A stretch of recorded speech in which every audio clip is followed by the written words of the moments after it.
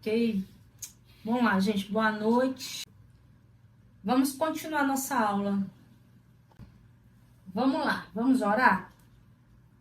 Senhor. Vamos orar. Pai, em nome de Jesus, Sim, queremos Senhor. declarar o quanto nós amamos a Tua presença, o quanto nós amamos o Senhor. Queremos te dizer, ó Deus, que o Senhor tem plena liberdade de trazer revelação, Sim, de falar o que o Senhor. Senhor quiser. Por favor, que Obrigada, seja mais uma aula Senhor. poderosa, aonde o Senhor se revelará a nós. Nós acreditamos, ó Deus, e que o Teu Espírito, que é santo, tenha total liberdade em nosso meio, em nome de Jesus. Amém. Amém. Amém. Vamos lá. Semana passada a gente começou a estudar o livro de Mateus, Mateus 24. E hoje a gente pretende terminar os últimos versículos de Mateus 24. Porque esses últimos versículos, eles são muito ricos. E para a gente entender um pouquinho o contexto, até o contexto daquilo que a gente está vivendo. Então, semana passada nós estudamos Mateus 24, de 1 a 31. E do versículo 4 ao versículo 31 é quando Jesus começa a falar dos últimos dias e daquilo que ia acontecer em Israel. Então, dos versos 32 aqui e até o capítulo 25, nós vamos falar o que vai acontecer com os gentios, com o restante do mundo e com as nações. Então, nós vamos começar lendo Mateus capítulo 24, versos 32.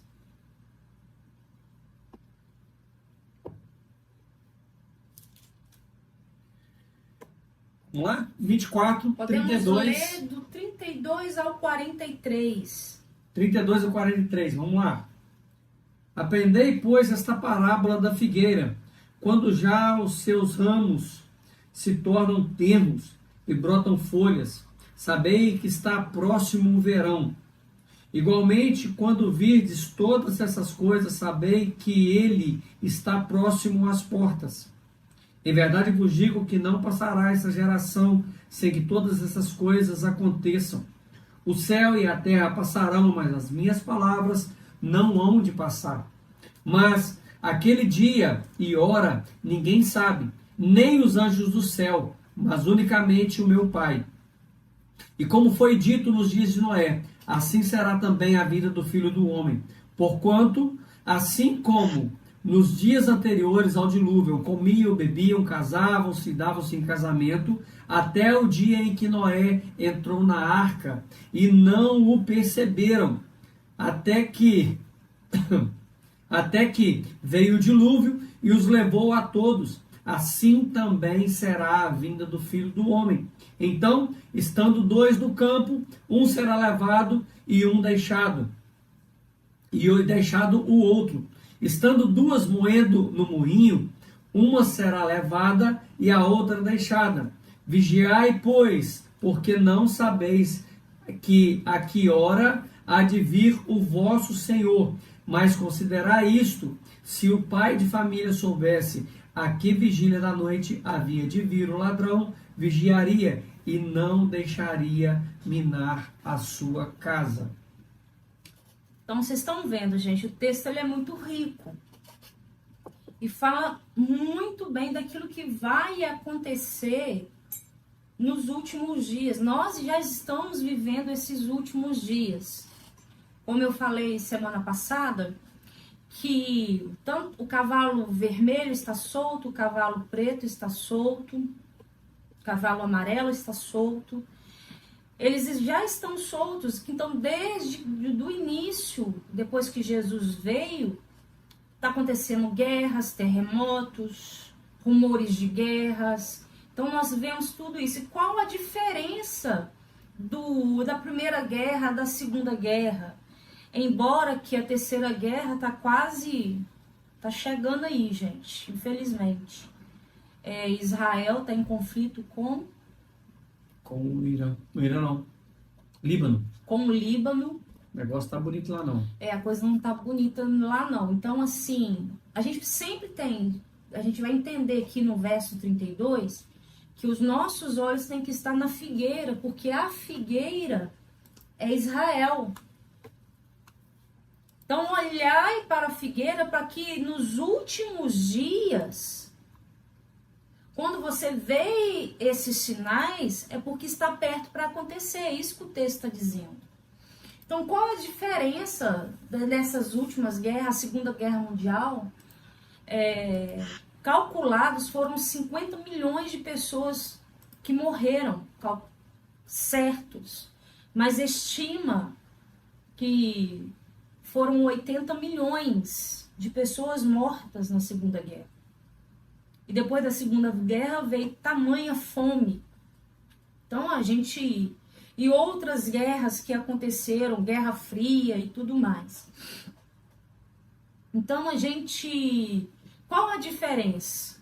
A diferença é que está tudo acontecendo numa proporção maior. A gente já via promiscuidade? Tinha, mas não como está hoje. Então, assim, o aumento de tudo é um sinal de que a vinda de Cristo, ela está próxima de acontecer todas essas coisas aqui que Jesus falou. Então, no verso 32... Está tudo se intensificando, né? Isso, está se intensificando. Então, no verso 32, ele diz assim: aprendeis esta parábola da figueira. Então, como nós vemos semana passada, que os versos 4 a 31 é literal, vai acontecer literalmente, em Israel vai acontecer o que estava escrito aqui. Porque esses versos anteriores, Jesus não fala como parábola. A partir de agora, Jesus vai falar como parábola. Então, isso aqui tem que ser discernido espiritualmente. Os versos anteriores, eles precisam ser discernidos literalmente. Os próximos, eles precisam ser discernidos espiritualmente.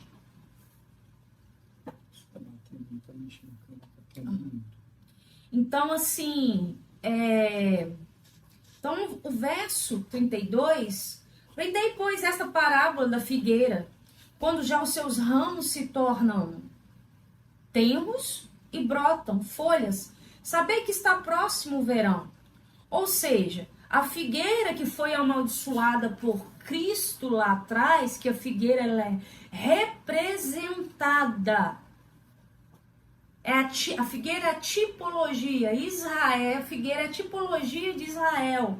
E ela foi amaldiçoada lá atrás. Vocês lembram quando Jesus amaldiçoou a figueira porque não tinha frutos? E ela parou de dar frutos, então ela foi amaldiçoada. Então, quando ela voltar e se tornar tenros os frutos e começar a brotar folhas, sabeis que está próximo o fim. E quando que a figueira começou a dar frutos, começou a ter folha, foi quando a nação de Israel passou por longo inverno, desde o século I depois de Cristo até 1948, porque em 1948 a nação foi restaurada, a nação de Israel foi restaurada como nação, foi reconhecida novamente como nação. A partir desse reconhecimento como nação, ela começou, os frutos delas a se tornarem tenro, e começou verde, e começou a brotar folhas. Se a sua Bíblia está escrito aí tenro, escreve aí verde. Porque a figueira em si, o caule da figueira é cinza. E a figueira só fica verde quando tem fruto. E quando tem fruto tem que ter folha. E as folhas da figueira são verdes. Então, para nós cristãos, essa figueira é um sinal do fim desta era. Nós estamos no fim desta era. Nós estamos no fim desta era. Então a nação de Israel passou a ter folhas, a brotar folhas. E os sinais estão aí. Vocês estão entendendo? Então, o verso 33 vai dizer assim: igualmente, quando vir de todas essas coisas é o quê? Tudo que foi predito nos versos anteriores, que nós lemos semana passada, nos versos 7 a 31 do capítulo 24 de Mateus. Então, todas essas coisas é tudo que Jesus disse que iria acontecer em Israel. Então, quando vocês verem todas essas coisas acontecendo, sabei que está próximo às portas. Ou seja, gente, Maranata, nós estamos no fim desta era. Partiu a eternidade. Nós estamos no fim desta era. Quem está dormindo aí precisa acordar. Então, o verso 34 vai dizer o seguinte. Vamos ver, antes da gente ler o verso 34. Calma aí, Angélica, que está começando. Abre em Respira fundo. Atos 1:6. Gente, vocês vão ficar bem chocadinhos com essa aula, tá? Então, vamos dar a minha aí, Angélica. Geração Z, né? É. Na verdade, a geração hoje já é a alfa, tá? Geração é a alfa, não é a Z, mas não. A G é a nossa ainda. A Z, não, que essa geração era a Y, né? Agora é a Z, né? A última letra do alfabeto. Agora, a geração que está nascendo já é chamada geração alfa. Recomeço. Que é um recomeço. Meu Deus. Até o mundo está falando que geração é e nós estamos dormindo no ponto. Pesquisa aí pra você ver a geração aí. Qual é? Atos verso 1:6. Atos 1:6. Aqueles, pois, que se haviam reunido perguntaram-lhe, dizendo: Senhor, restaurarás tu neste tempo o reino de Israel? Então, sabeis que está próximos à porta. Essas portas é a restauração do reino de Israel. Se tem uma coisa que Jesus ele vai vir fazer, que é o que eu estou sempre batendo, embora Jesus ele foi rejeitado por todo um sistema, igual nós lemos em todo o capítulo de Mateus, por todo um sistema de Israel. Mas embora eles ter sido, Deus endurecido o coração dele, eles não deixaram de ser a menina dos olhos de Deus. E Jesus ele vai vir restaurar o reino de Israel. Israel foi escolhida por Deus, gente, ponto final. Abraão foi escolhido por Deus, ponto final. Então a gente precisa entender isso aí. Nós precisamos entender que a escolha de Deus ela é soberana e pronto. Israel é um povo adquirido, é um povo escolhido de Deus. E glória a Deus porque nós somos enxertados na figueira. Exatamente. Os versos 34 e 35, pode ler? 34. Em verdade vos digo que não passará essa geração sem que todas essas coisas aconteçam. O céu e a terra passarão, mas as minhas palavras não hão de passar. Então, no verso 34, o termo geração aqui não se refere a uma era ou pessoa, ou uma era geracional. O geração aqui, neste caso, refere-se à condição moral do povo, a decadência da moralidade do povo, que é o que nós estamos vivenciando hoje.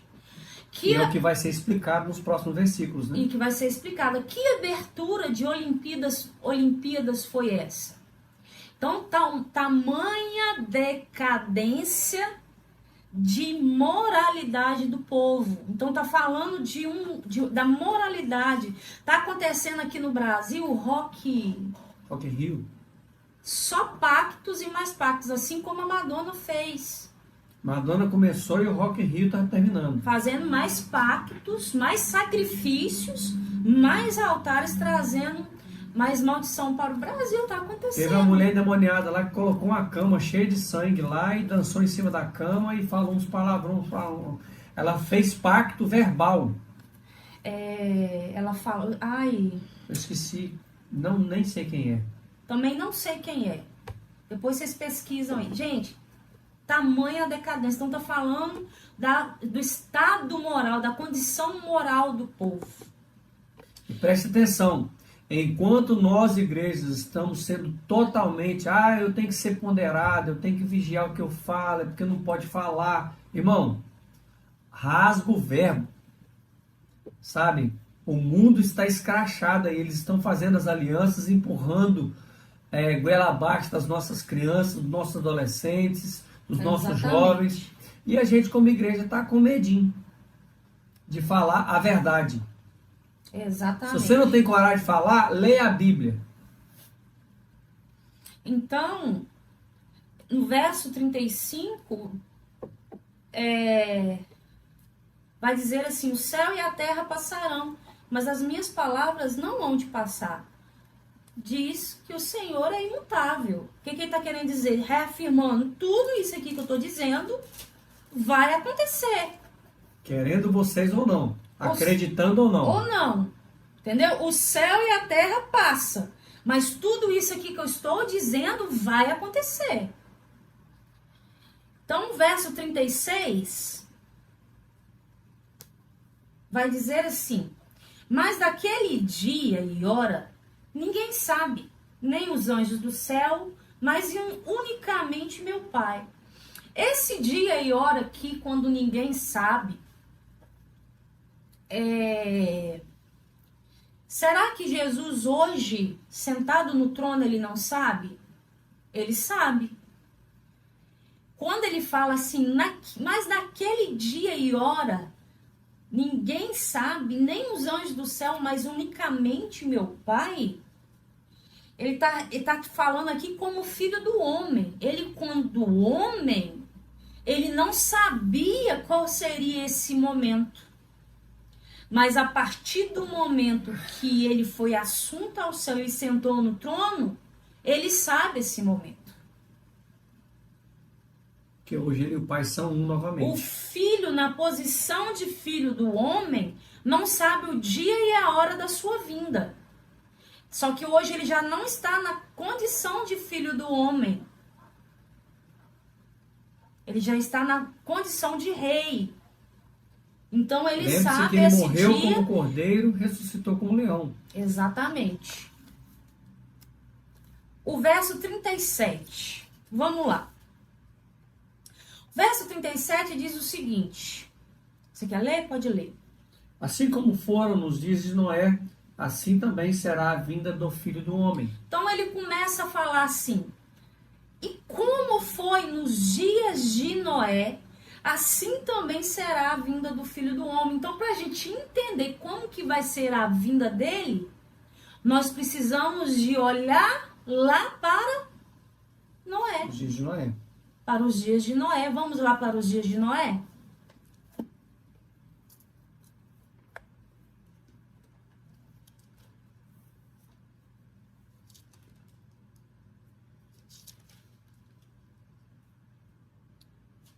Capítulo 7 de Gênesis.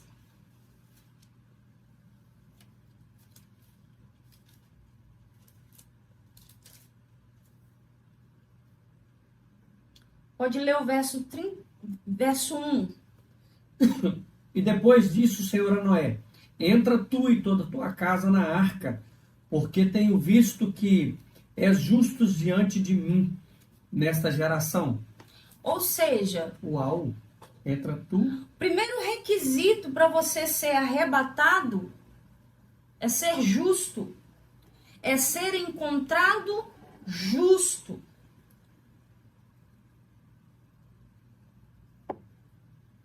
A parousia, a vinda do Senhor, vai acontecer igual como nos dias de Noé. Os dias estarão como os dias de Noé. Então, a primeira coisa, para você entrar na arca... A arca aqui é um tipo do arrebatamento. Da parousia, da Jerusalém Celestial. Da Jerusalém Celestial. Então, o primeiro requisito é ser encontrado justo nessa geração. Então, só aí você já entende que não é toda a igreja que vai ser raptada. E aqui nós estamos falando do primeiro acontecimento, não do segundo. O segundo acontecimento nós falamos nos capítulos anteriores. O segundo acontecimento é após os 7 anos. Então agora, nesse exato momento, nós estamos falando do primeiro acontecimento. Do rapto. Do rapto. Nós chamamos de rapto. Então... Ou colheita das primícias, né? Ou colheita das primícias. Então, o primeiro requisito, primeira coisa, nós precisamos ser encontrados justos nesta geração. Que geração é essa?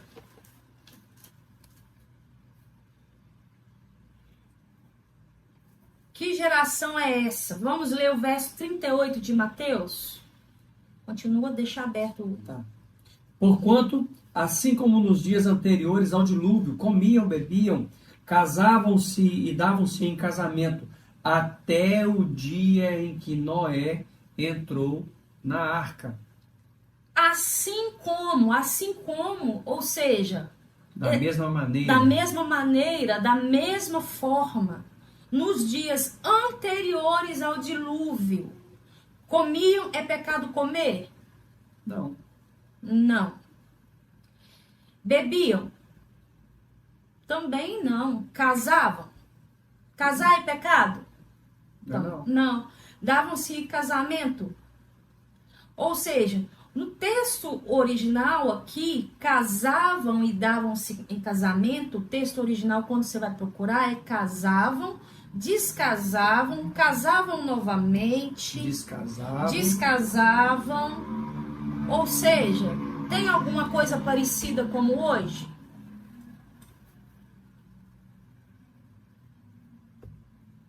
Antigamente o mundo casava e se não desse certo ou eles descobrissem que não amava, eles separavam, né?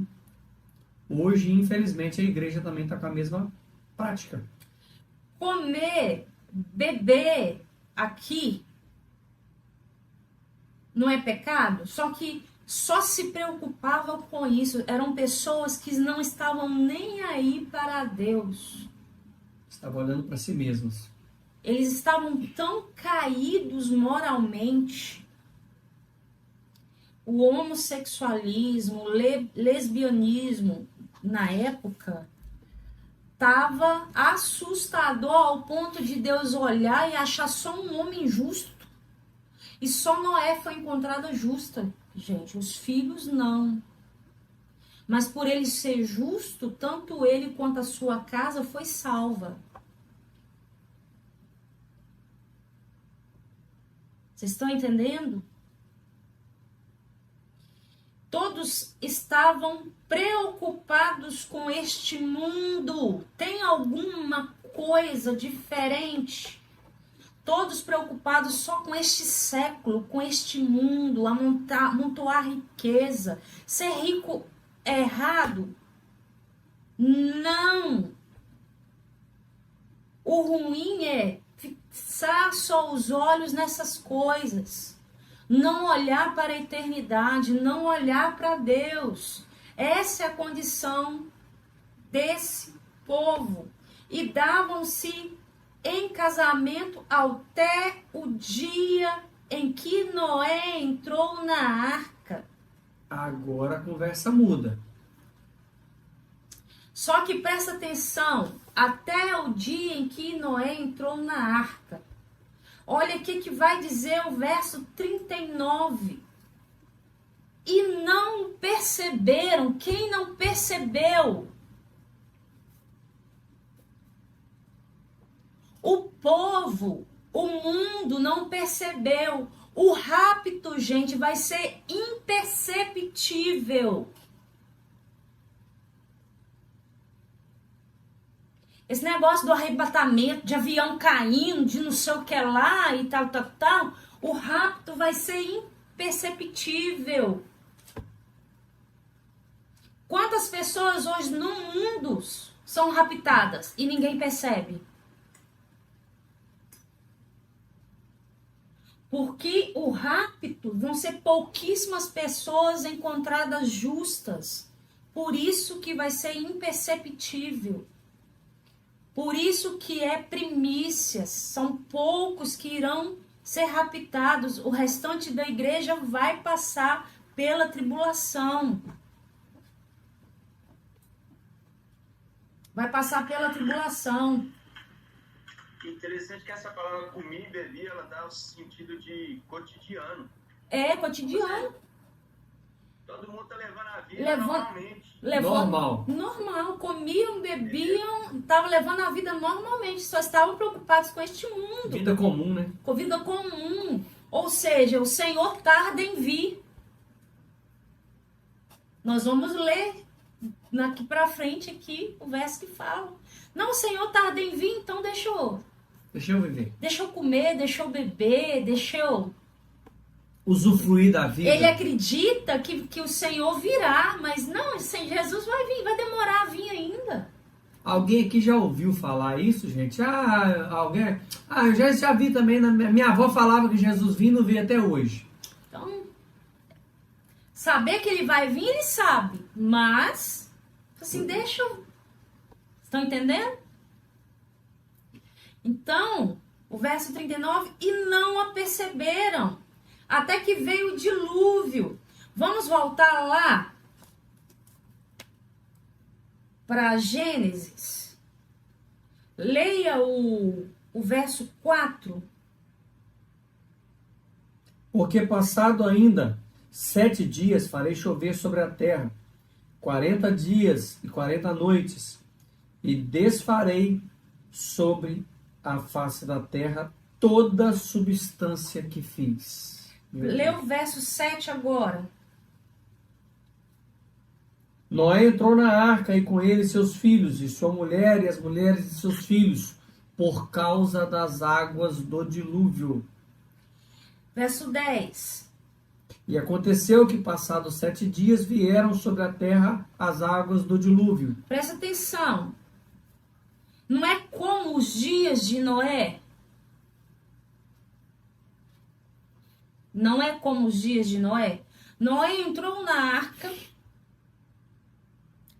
O povo não percebeu que Noé entrou na arca. Eles não perceberam que Noé entrou na arca.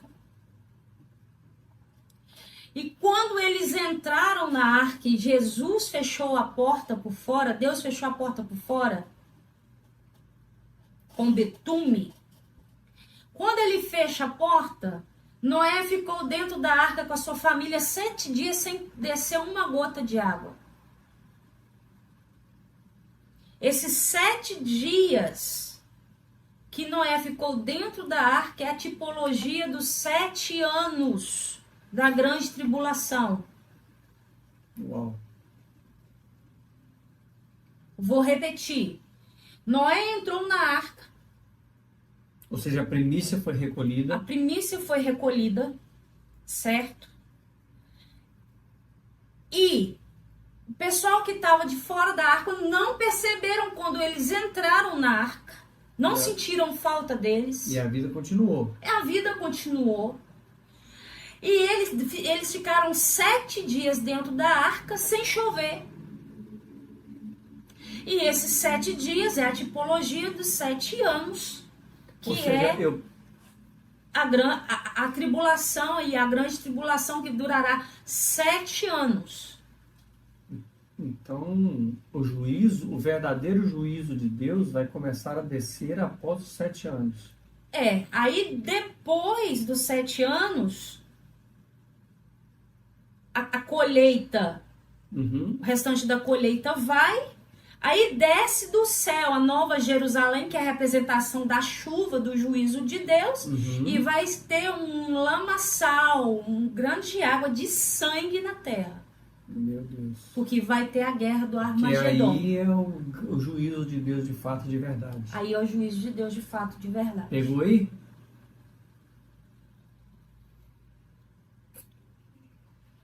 Então, até que veio o dilúvio, levou a todos. assim será também a vinda do Filho do Homem. Essa vinda do Filho do Homem aqui no final está falando da vinda dele. Por que fala a vinda do Filho do Homem? Porque ele vai ser ainda vindo como Filho do Homem. Vai vir em carne. Porque toda pessoa, para ela reinar, ela precisava ter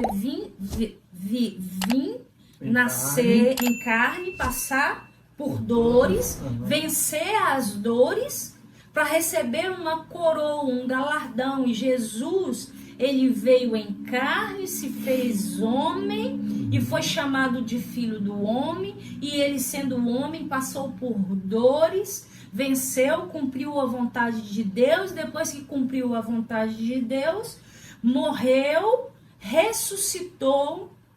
Por isso que ele recebe uma coroa, porque só aquele que passou aqui na terra que recebe uma coroa. É a habilitação que ele tem. É a habilitação que ele tem. E depois que ele sobe e ele desce como Filho do Homem, porque o corpo dele glorificado vai descer e a Trindade vai habitar corporalmente nesse corpo. Pai, Filho e Espírito Santo. Meu Deus. Abre Colossenses.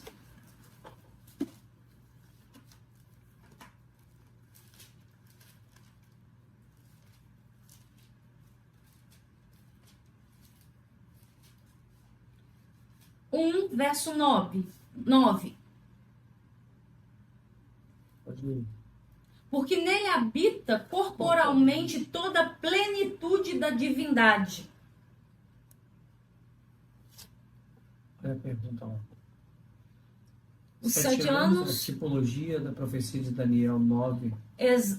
Exatamente. Os 7 anos é a tipologia da profecia de Daniel do verso 9 e 27. Eu não estou entrando em Daniel porque, embora está falando de escatologia, nós estamos estudando o livro de Mateus. Quando a gente for trazer só esse tema de escatologia, aí vai começar a estudar aí nós vamos por Daniel. começar a estudar por Daniel.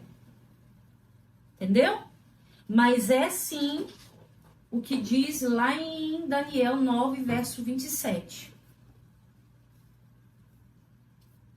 Então, não perceberam.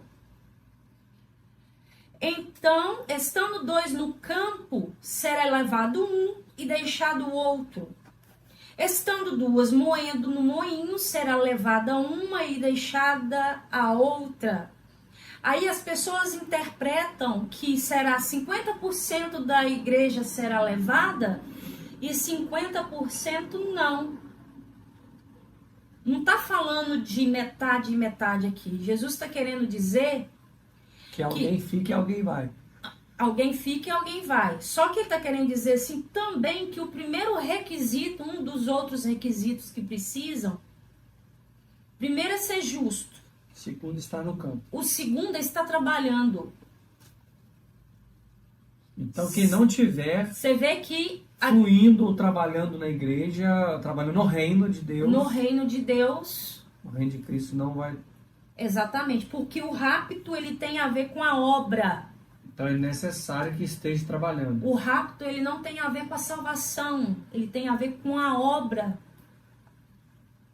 feita por nós aqui.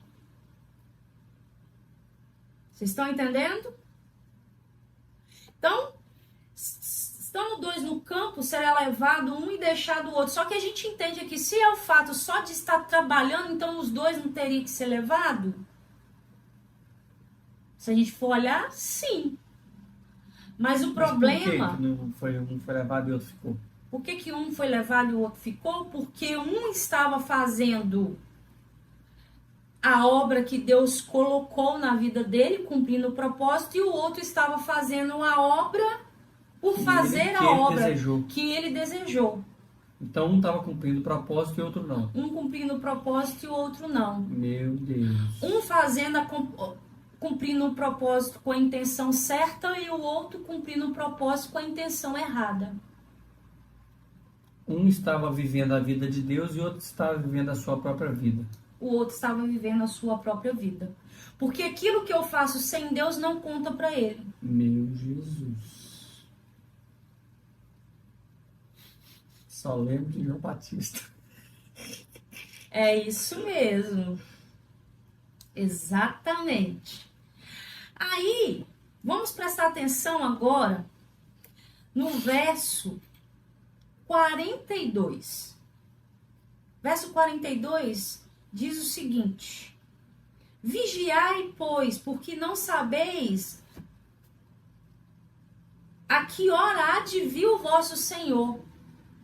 Se eu sei que o arrebatamento ele vai acontecer depois dos 7 anos, por que eu preciso vigiar?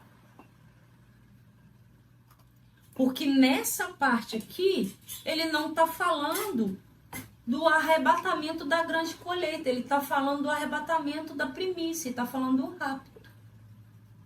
Ele está falando do acontecimento antes. Por isso que nós precisamos vigiar. Porque o arrebatamento após os 7 anos já foi escrito aqui. Versos 29, ó. E logo depois da aflição daqueles dias, o sol escurecerá, a luz não dará a sua luz, e as estrelas dos céus cairão, e as potências do céu serão abaladas. Então perecerá no céu o Filho do Homem, todas as tribos da terra se lamentarão e verão o Filho do Homem. O verso 27, assim, porque assim como o relâmpago sai do Oriente e se mostra no Ocidente, assim também será a vinda do Filho do Homem.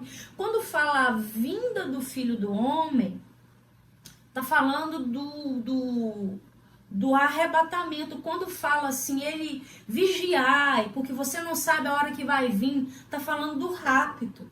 Porque a vinda dele vai acontecer uma grande fanfarra, gente. Vai ser trombeta tocando.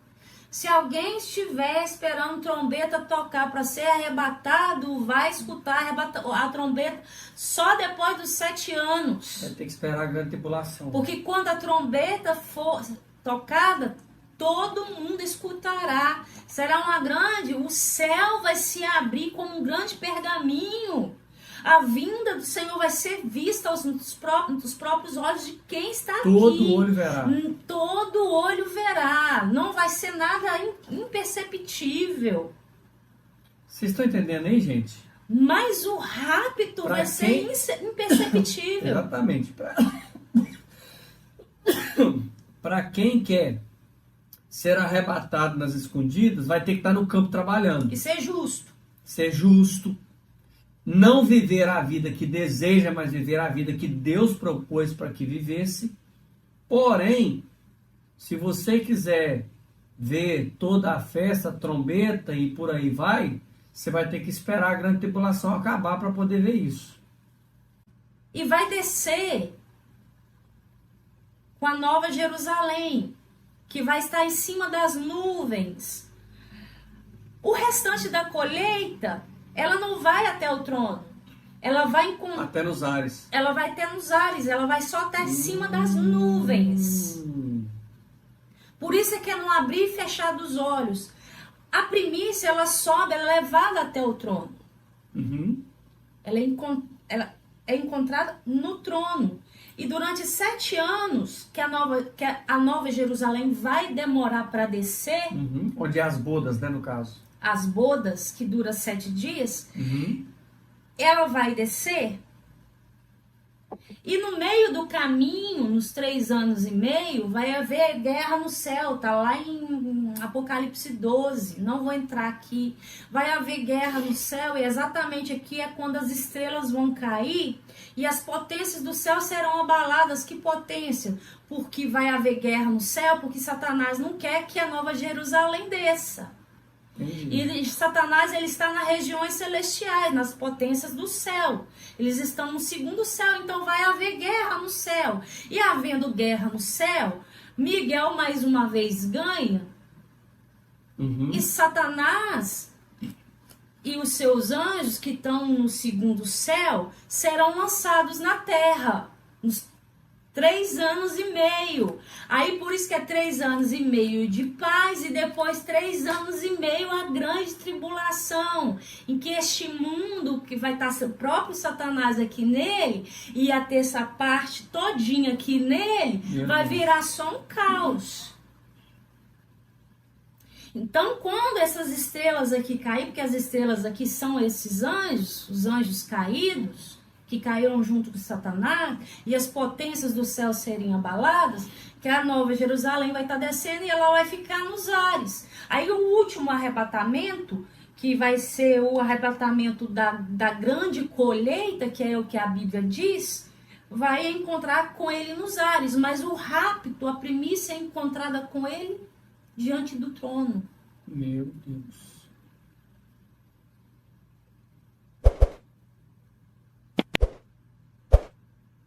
Vamos lá? Aí a expressão vigiai, verso 42. A expressão vigiai, vosso Senhor, que está dizendo aqui, ó, vigiai, nos mostra que as pessoas que Jesus falou aqui, tanto o homem quanto os homens quanto as mulheres, o que estava no campo e a mulher que estava e as mulheres que estavam moendo,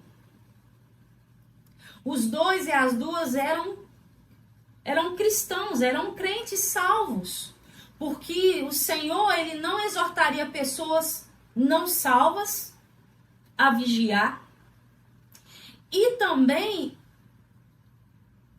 nem ele colocaria uma pessoa que não seria salva a trabalhar na obra dele.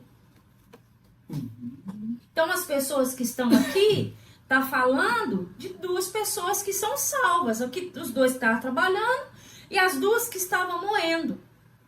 Então uma estava fazendo com um propósito que foi chamada, com a intenção do coração certa. Talvez a outra pessoa ela estava fazendo com a intenção no dinheiro, no lucro, na oferta que ia receber. Ou no galardão. Até mesmo no galardão, né? Na terra, galardão terreno. Galardão terreno. Porque Mateus 6 fala que se você receber os elogios na terra, você já recebeu o seu galardão. Então ele não chama um ímpio para trabalhar na obra dele. Então o fato de eles estarem aqui, então vigiar, então Jesus ele não iria exortar ninguém se não fosse um crente, um cristão. Aí o verso 43 vai dizer: mas considerar isto, se o pai de família soubesse a que vigília da noite havia de vir o ladrão, vigiaria e não deixaria minar a sua casa. Ou seja, mas considerar isso, se o pai de família soubesse, então Jesus ele vai vir como ladrão para primícia. Ele vem como um ladrão, ele não é é como. Então, o dono da casa aqui é o crente que precisa vigiar a vinda do Senhor. Vigiar para ser livre. Não pode ser pego desprevenido. Não pode ser pego desprevenido. E por isso que fala que nós precisamos estar no campo. Estar no campo trabalhando fala de estar prevenido. Exatamente. E o verso 43 de Mateus 24, quando fala também a casa, a conduta, fala a casa é a conduta e a obra que ele teve na sua vida cristã. Então vigia. Vigia, você é um templo do Senhor, então vigia a sua obra. Vigia aquilo que você está fazendo. Vigia a sua conduta.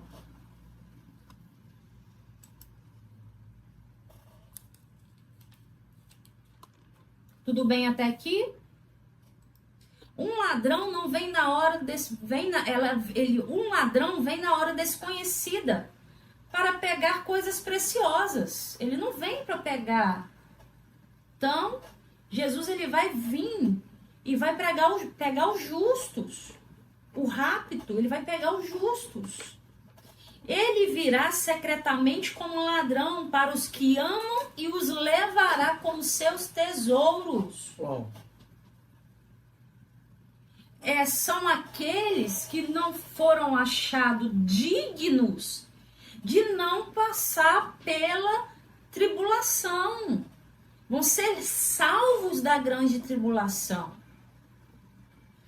Assim como Enoque foi salvo, Enoque foi encontrado tão justo, gente.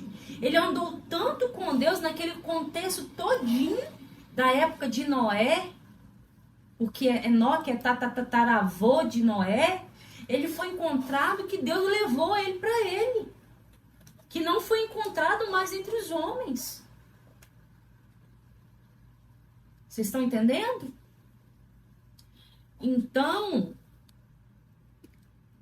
ele virá secretamente como um ladrão para os que amam e os levará como seus tesouros. E para a gente terminar, a gente vai ler agora dos versos 44 a 51 de Mateus 24. 24, 44. Por isso, estai vós preparados também, porque o Filho do Homem há de vir a hora em que não penseis. Quem é, pois, o servo fiel prudente, a quem o seu Senhor constituiu sobre os seus servos, para dar-lhes o sustento a seu tempo? Bem-aventurado aquele servo que o seu Senhor, quando vier, achar fazendo assim. Em verdade vos digo que porá sobre todos os seus bens, mas se aquele mau servo disser no seu coração, o meu senhor tarde virá, e começar a espancar os seus conservos, e a comer e a beber com os ébrios, virá o senhor daquele servo no dia em que não se espera, e a hora em que não sabe, e separá-lo-á, e destinará a sua parte com os hipócritas. Ali haverá pranto e ranger de dentes. O verso 44 vai dizer da vinda secreta do Senhor para os vencedores vigilantes. Quem for raptado, gente, são os vencedores. O que venceu dores, o que venceu a carne, o que matou, o que esmurrou o corpo. Esses são os vencedores e vigiaram atentamente a sua vida, a sua conduta. Então, por isso, olha o que o verso vai dizer. Por isso, estai vós preparados também. Porque o Filho do Homem há de vir a hora em que não penseis. Ou seja, vigia. O Filho do Homem vai vir, aqui ele está falando da vinda secreta dele. Ele não está falando do arrebatamento que é depois dos 7 anos, que é como eu acabei de falar. Esse arrebatamento vai ser uma grande fanfarra, trombeta tocando, céu se abrindo, Nova Jerusalém descendo, Jesus montado num cavalo com os olhos de fogo. Vai ser e todo olho verá. Mas aqui está falando da vinda secreta dele. Aí ele vai dizer o seguinte no verso 45. Quem é, pois, o servo fiel e prudente? Ou seja, primeiro requisito para ser raptado, precisa ser justo. O segundo é servo, é trabalhador, está fazendo a obra. Só que ele não faz a obra de qualquer maneira, ele faz com fidelidade, ele é fiel. Mas além de fazer com fidelidade, ele faz com prudência.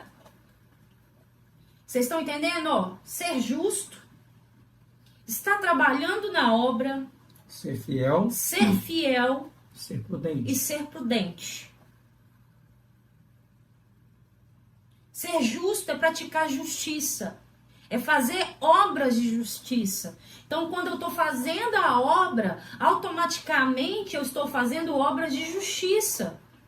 Obras de justiça eu faço quando eu pego aquele irmão todo machucado, dilacerado em todas as áreas da vida, e eu vou fazer com que aquele homem chegue, aquela pessoa chegue no nível espiritual que nós estamos. Não tem aquelas pessoas que não quer que o seu liderado nunca ultrapasse ele? Eu quero mais é que meus liderados cresçam mais do que eu. Que eles avancem, eles são flechas, as flechas vão mais longe. São obras de justiça. Então, são esses 4 requisitos para ser raptado. Então, assim, quem é, pois, o servo fiel e prudente, a quem o seu Senhor constituiu? Ou seja, assim como nós lemos aqui no verso 40 a 41, Deus não constitui ninguém para a sua obra se ele não for cristão. Ele não constitui um ímpio para a sua obra. Então, por isso que no verso 40 a 41 aqui, não são pessoas, não está falando do crente e do não crente. Está falando de Deus. Dos filhos de Deus. Então, toda pessoa, ela foi constituída por Deus para a sua obra. Para a boa obra. Para a boa obra. A quem o seu Senhor constituiu sobre os seus servos. Que servos são esses? Aqueles que nós lideramos. São os crentes. Ou seja, ele foi constituído. O servo mau é um crente salvo também. E é o que a gente precisa entender aqui, que nós vamos entender no contexto.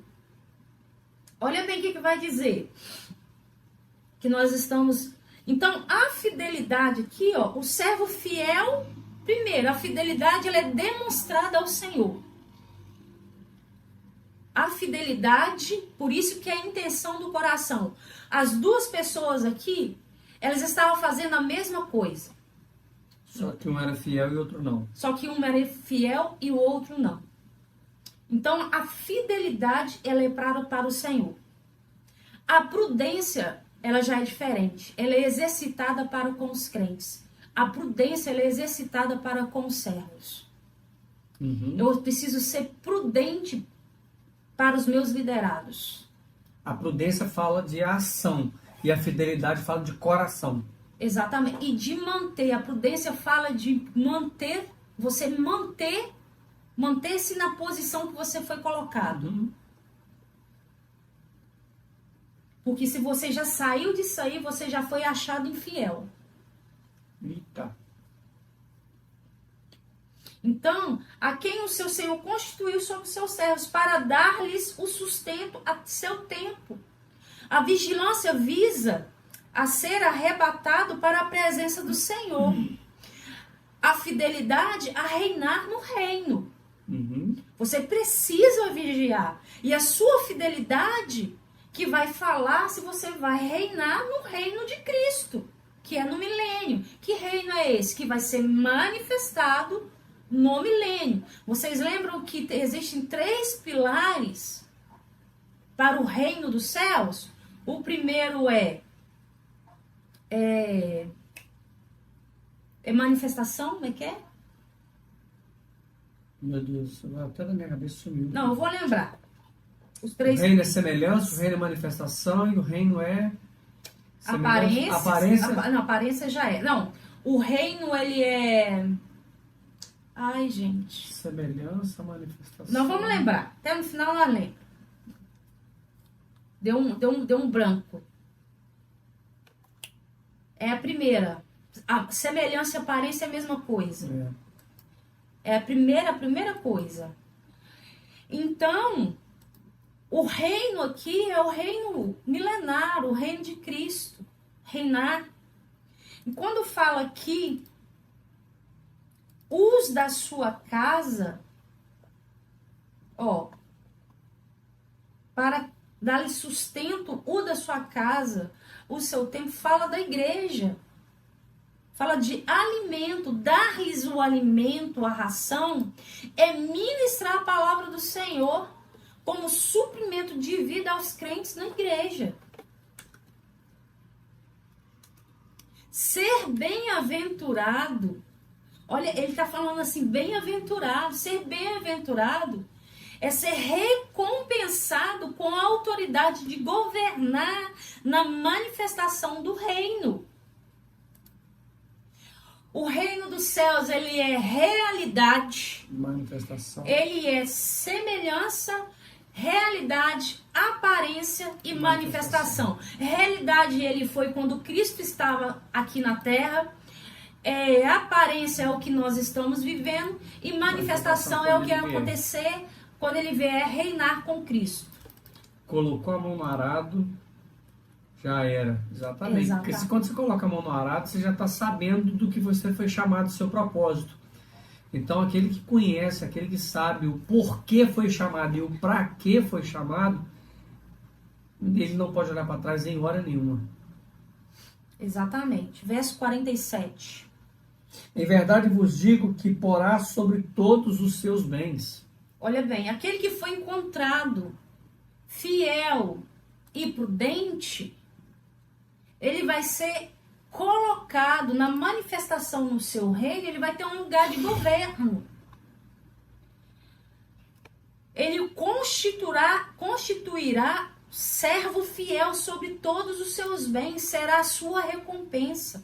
Terá um lugar de governo durante o reino milenar. Será a recompensa do servo fiel e prudente. Mas aí vamos falar do infiel agora, verso 48. Mas aquele mau servo disser no seu coração, mas se aquele mau servo disser no seu coração, o meu Senhor tarde virá. Então, o mau servo, ele é um servo salvo. Como que nós identificamos isso? Mais uma vez eu vou falar. Ele foi constituído pelo Senhor. O Senhor não ia colocar um ímpio sobre os seus servos que não fosse salvo. Então ele foi constituído pelo Senhor. Segunda coisa que nós identificamos que ele era salvo. Ele foi salvo porque chamou o Senhor de Senhor. Ele chamou Jesus de Senhor. Certo? Ninguém chama Deus e declara que ele é Senhor se ele for um ímpio. Então, voltando, ele era salvo. Servo mau aqui é um servo salvo. Terceiro, ele cria que o Senhor estava vindo. Ele sabia que o Senhor estava vindo. Só que o que ele fala? Mas se aquele mau servo disser no seu coração, o meu Senhor tarde virá, ou seja, ele sabe que ele vai vir, mas ele colocou na cabeça que ele está demorando em vir, a vir, e começa a fazer coisas que não deveria. Aí no verso 49 vai dizer, ele começa a maltratar os outros crentes, ele começa a espancar os seus conservos e a comer e a beber com os ébrios. A comer e a beber, a levar a vida, saiu do seu posto e foi levar a vida. Ele não continuou dando mantimento, ele não continuou no seu posto. E continuou. Ele começou a sentar na mesa, fazer companhia a pessoas mundanas, que são os ébrios. Eles embriagados com as pessoas desse mundo. O mau servo é aquela pessoa que ela é embriagada com as pessoas desse mundo. E os ébrios é aqueles que se embriagam do mundo também. Exatamente. Ou seja, se tornam como, né? Se tornam como. Se amoldam. E isso me traz à mente, gente, tem um pastor amigo nosso, pra vocês verem como que é a situação. Que ele senta nessas grandes mesas de pastores e ele contou, sem contar nome, que a gente não quer saber, mas ele contou a realidade hoje, infelizmente, dos famosos. Não vou falar da igreja, que a igreja é de Cristo, mas dos famosos, que ele no evento numa conferência. Depois da conferência, terminou, eles foram jantar para a mesa e todos eles começaram a beber e se embriagar. Vai beber. Ao ponto de que ele virar para o cara que ia levar ele para o hotel, ele bater aqui, ó, não bebe não, você vai me levar pro hotel. Ia pedir, suplicar pro cara que ia levar ele pro hotel, Você para continuar, não, vou ter que ir de Uber. para Vou ele pedir um não táxi. beber, que ele ia levar ele. Infelizmente, o Valmir sabe das histórias aí, das histórias. Então, é muito sério, gente. Aí, só que qual é a realidade? Verso 50 vai dizer, nós já estamos terminando. Virá o Senhor daquele servo num dia em que não espera e a hora em que ele não sabe. Aqui está falando do rapto secreto. Só que vai vir um dia e nem a hora. E lá na frente, quando ele descer, vai vir o tribunal de Cristo. E o tribunal de Cristo vai ser a definição de quem vai reinar com Cristo e quem não vai. Aí o verso 50, 51, vai dizer o que vai acontecer com esse servo mau. O que diz aí? E separá-lo-á e destinará a sua parte com os hipócritas, e ali haverá pranto e ranger de dentes. Ficará em um lugar separado de Cristo, do Cristo glorioso. O que vai acontecer com o servo mau? Aquele que não vai reinar com Cristo? O que vai acontecer? Ele ficará em um lugar separado do Cristo glorioso. Ele será separá-lo-á e destinará a parte com os hipócritas, aqueles que falam que é uma coisa e não são. Certo? Então ele será excluído da glória do seu reino. A glória do reino vai estar onde? A glória do reino de Cristo durante 1000 anos vai estar em Israel. Porque a nova Jerusalém, ela vai estar em cima da Jerusalém terrestre. A nova Jerusalém em cima da Jerusalém terrestre fala da glória de Cristo. E tudo que está fora da Jerusalém, da nova Jerusalém, está dizendo que é as trevas exteriores. As trevas exteriores não é o juízo eterno, as trevas exteriores não é o inferno, as trevas exteriores não é o lago de fogo, as trevas exteriores é todo local que não vai estar a nova Jerusalém, que é a glória de Cristo. Uau! A glória de Cristo é a nova Jerusalém. Ou seja, ele vai ficar separado da presença gloriosa do seu reino. O servo mau não poderá participar de Cristo e da glória do seu reino quando este se manifestar. Esse desfrute está reservado aos servos fiéis. Vamos ver, verso 45, ó. Quem é, pois, o servo fiel e prudente? Que nós acabamos de ler. Capítulo 25, verso 21. E o seu senhor lhe disse, bem está, servo bom e fiel. Sobre o pouco foste fiel, sobre o muito te colocarei. Entra no gozo do teu senhor.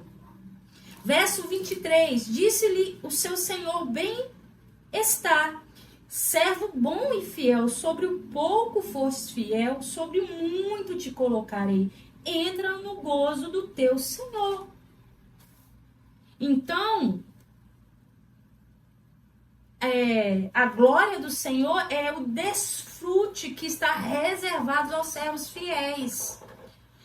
Isso, mais uma vez eu vou repetir, não é perecer eternamente, mas é ser castigado, disciplinado. O tempo que vai demorar, não sei para cada um, mas vai haver uma disciplina, vai haver um castigo para quem for encontrado como servo mau e imprudente. Ali haverá pranto e ranger de dentes. Voltamos para a história de Lázaro e o mendigo. E a história é contada. Por que é uma história? E tem que ser olhada como literal, porque lá não é contado como parábola. Lázaro e o mendigo, diz que Lázaro olhava para o mendigo que estava no seio de Abraão. Isso é uma tipologia daquilo que vai acontecer no reino milenar. E ele rangia os dentes e chorava, pedindo que Abraão molhasse o dedinho e colocasse na boca dele. Ranger os dentes é de raiva. Tipo assim, eu queria estar ali. Desespero. De desespero. Eu queria estar ali e não estou ali porque eu fui um servo mau e imprudente. Eu não perdi a minha vida enquanto eu podia perder. E agora eu preciso ser disciplinado. Eu preciso ser castigado. Essa é a aula de hoje, gente. Semana que vem nós encontramos estudaremos Mateus 25. Fica com Deus em nome do Senhor Jesus. Amém.